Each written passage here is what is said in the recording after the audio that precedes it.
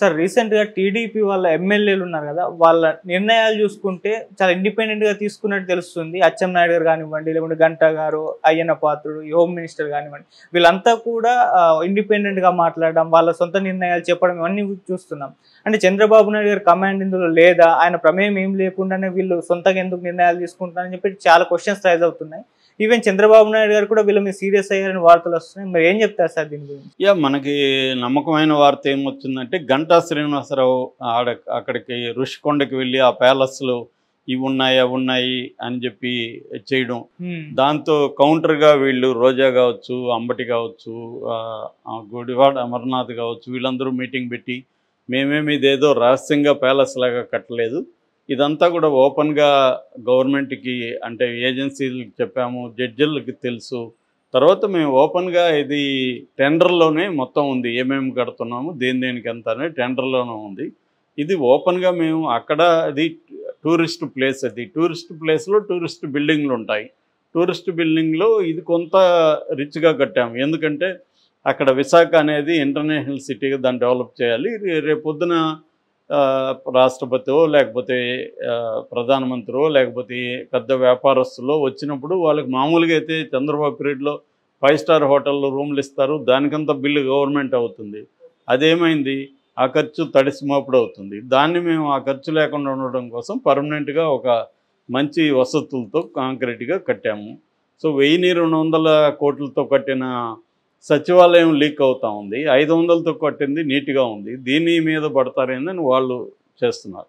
ఏదేమైనా ఇది గంటా శ్రీనివాసరావు ఎవరికి చెప్పకుండా తను అత్యుత్సాహంతో మీడియాని తీసుకెళ్ళి పెట్టేశాడనేది ఇప్పుడు అంటున్నారు. అందుకని చంద్రబాబు ఆయనకు ఫోన్ చేసి క్లాస్ బీకాడు అనేది చెప్తున్నారు, నిన్నెవరు వెళ్ళమన్నారు, నువ్వెవరికి చెప్పి వెళ్ళావు అనేది. అలాగే అచ్చెన్నాయుడు నిన్న అక్కడ శ్రీకాకుళంలో ఆయన 4 శాఖలు ఇచ్చారు ఆయనకి, అక్కడ రివ్యూ సందర్భంగా ఆయన ఒక స్టేట్మెంట్ ఇచ్చాడు, విపరీతంగా ఎమోషనల్ అయిపోయాడు మనిషి, అయిపోయి ఉద్యోగులు మీద చాలా దారుణంగా మాట్లాడాడు.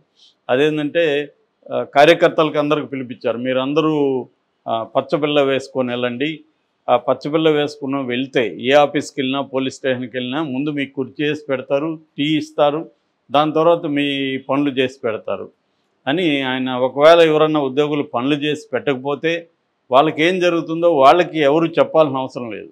అంటే ఎంత డైరెక్ట్గా బెదిరిస్తున్నాడు. ఆయన శాఖ వరకు ఆయన మాట్లాడితే అన్న ఒక అర్థం ఉంది, మొత్తం రాష్ట్ర వ్యాప్తంగా ఆయన నిర్ణయాలు తీసుకుంటున్నట్టే ఆయన మాట్లాడుతున్నాడు. అట్లాగే అయ్యన్న పాత్రుడు అయితే ఇంకా బండబూతులు ఓపెన్గా వీడియో రికార్డింగ్ జరుగుతుందని తెలిసి కూడా ఆయన బండబూతులు మాట్లాడుతున్నాడు. ఒకవేళ ఉద్యోగులు ఏమైనా తప్పు చేస్తుంటే ప్రాపర్గా చర్య తీసుకోవాలి, అంతేగాని ఇతనేదో వాళ్ళ కామందలు వాళ్ళ జీతగాళ్ళు వాళ్ళే ఇవాళ ఒప్పుకోవట్లే, ఎవరన్నా బూతులు మాట్లాడితే ఒప్పుకుంటున్నారా, ఒప్పుకోవట్లే. ఆ మధ్య భువనేశ్వర్ బూతులు మాట్లాడిందని అతను ఎవరో మొత్తం పెట్టేశాడు ఆడియో. అలాగా ఇవాళ ఏ ఉద్యోగం అయినా కూడా మనం అతను ఏదైనా తప్పు చేస్తే దానికి ఒక పద్ధతి ఉంటుంది, కానీ నా ఇష్టం వచ్చినట్టుగా నేను బూతులు మాట్లాడుతా అంటే ఇవాళ కింద పనిచేసే అటెండరే ఒప్పుకోవట్లేదు. అట్లాంటిది వీళ్ళు గేటెడ్ ఆఫీసర్లు వాళ్ళని ఇలా బూతులు మాట్లాడుతున్నాడు. ఇతను వచ్చి 4 రోజులు కాలేదు, ఇంకా ఆయన స్పీకరే కాలే. స్పీకర్ అయితే ఇంకా అసెంబ్లీలో కూడా మనం ఇట్లాంటి బూతులు వినాలేము రేపొద్దున, అది కూడా బెదిరిస్తున్నాడు, నేను స్పీకర్ అవుతాను మీ అంతా చూస్తానని. సో అట్లాగే RRR మీటింగ్ పెట్టారు ఆయన. రోజు ఇంతకుముందు ఆయనకు అలవాటు అయిపోయింది, ఇప్పుడు కూడా ఆయన అదే పెట్టి ప్రెస్ మీట్లు పెట్టి ఆయన మా రాజులకు ఎందుకు ఇరని ఆయన నిలదీస్తున్నాడు. ఆయన అనేక విషయాల మీద ఆయన అభిప్రాయాలు చెప్తున్నాడు. అట్లాగే పటాబి ఇలాగా ఎక్కడికక్కడ తెలుగుదేశం నాయకులు ప్రతిపక్షంలో ఉన్నప్పుడు వీళ్ళకి ఫ్రీడమ్ ఇచ్చేశాడు చంద్రబాబు, మీరు ఎట్టయినా తిట్టండి, జగన్ని ఏమైనా తిట్టుకోండి అని ఇచ్చేశాడు. ఇప్పుడు అందువల్ల వాళ్ళకి ఏంటంటే మీడియా అలవాటు అయిపోయింది. వాళ్ళు ఎవరు కూడా పటాబున్నాడు ఆయనకి మీడియాలో కనబడకపోతే నిద్ర పట్టదు. RRR అంతే, వీళ్ళకి ఏంటంటే రోజు మీడియాలో కనబడాలి. సో దానివల్ల ఒకసారి మీడియాలోకి వెళ్ళినాక నీ కంట్రోల్లో నువ్వు ఉండవు, ఎందుకంటే వాళ్ళు రకరకాల ప్రశ్నలు వేస్తారు, నీ అభిప్రాయాలు చెప్పాలి. ఇవన్నీ దీనివల్ల ఏమవుతుందంటే కూటమికి సంబంధించిన విధాన నిర్ణయాలు కావచ్చు, కొన్ని ముఖ్యమైన పాలసీ మ్యాటర్స్ కావచ్చు, ఉద్యోగులకు సంబంధించి వీళ్ళ అభిప్రాయాలు కావచ్చు, ఇవన్నీ ఇష్టం వచ్చినట్టు ప్రకటించేస్తున్నారు. ఇది చంద్రబాబుకి పవన్ కళ్యాణ్కి ఇద్దరికి కూడా బ్యాడ్ నేమ్ వచ్చే పరిస్థితి కనిపిస్తుంది. అంటే మరి వీళ్ళిద్దరి కంట్రోల్ లేదా ప్రభుత్వం మీద? అలాగే మనం ఈమె అనిత, వంగలపూడి అనిత హోమ్ మినిస్టర్, ఆమె కూడా పోలీసుల్ని బెదిరించడం. మీకు ఎవరైనా జగన్ మీ మనసులో ఉంటే వ్యక్తిగతంగా జగన్ని ప్రేమిస్తే తప్పేముంది, లేదా చంద్రబాబుని ప్రేమిస్తే తప్పేముంది? ఉద్యోగ ధర్మంలో నువ్వేమన్నా ఒక పార్టీ వైపు నుంటే ఆమె అనాలి తప్ప జగన్ని ప్రేమించొద్దని చెప్పే హక్కు ఆమెకి ఏముంటుంది?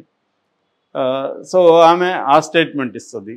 అంటే ప్రతి ఒక్కరూ ఉద్యోగుల్ని బెదిరించడం అనేది కనబడుతుంది. మొన్నటి వరకేమో జగన్ని విమర్శించారు, అరాచకాలు చేస్తున్నారని. ఇప్పుడు అంతకంటే వీళ్ళు చేస్తున్నారు. అదొకటి. రెండోది, చంద్రబాబు ప్రభుత్వం లాస్ట్ టైంలో కూడా ఇదే ప్రాబ్లం. ఆయనకి ఏంటంటే కంప్లీట్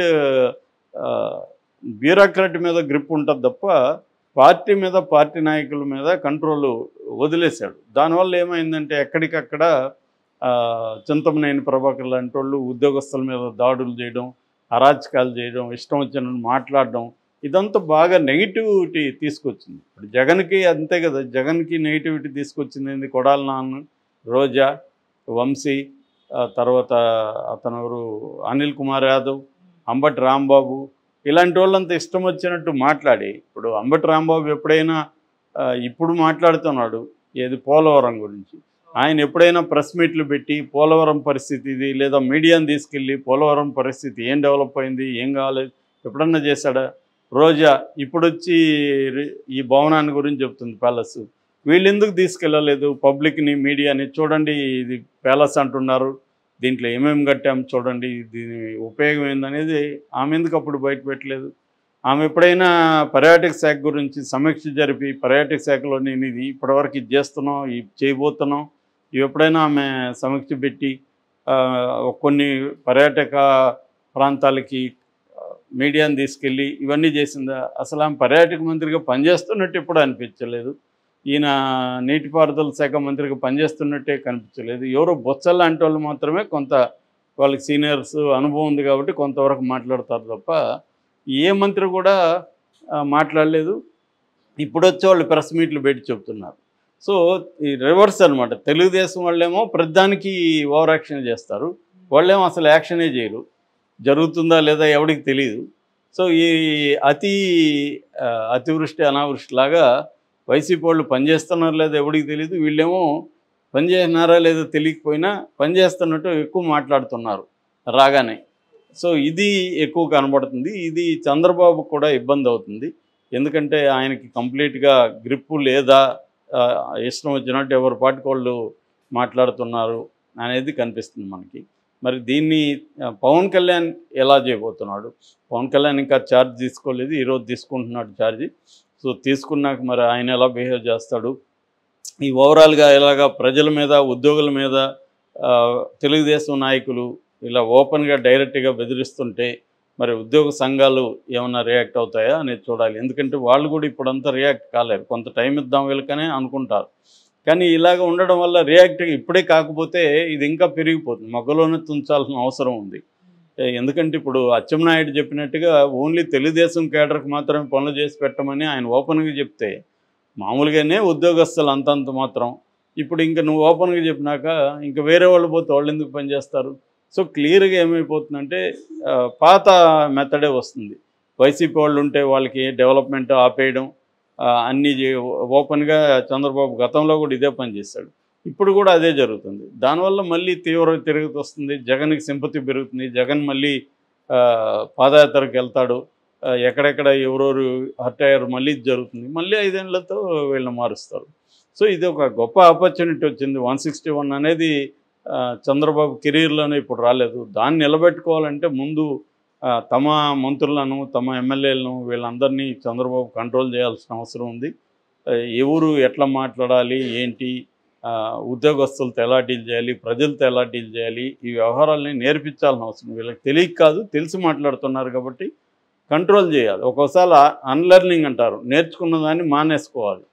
అంటే వీళ్ళకి ఎక్కువైపోయింది. సో అవన్నీ ఇప్పుడు మానేసి బేసిక్స్ నేర్పించాలి. ప్రజాస్వామ్యంలో ఎలా ఉండాలి, పీపుల్ సెంట్రిక్గా ఎలా పనిచేయాలి, ఈ విషయాలు మాట్లాడాలి. కానీ వీళ్ళే చంద్రబాబు, లోకేష్, పవన్ కళ్యాణే రివెంజ్ మోడ్లో ఉంటే ఇంకా వీళ్ళు ఉండరా? కాబట్టి మనం ఆశించడం కూడా వీళ్ళ నుంచి పొరపాటు అవుతుంది.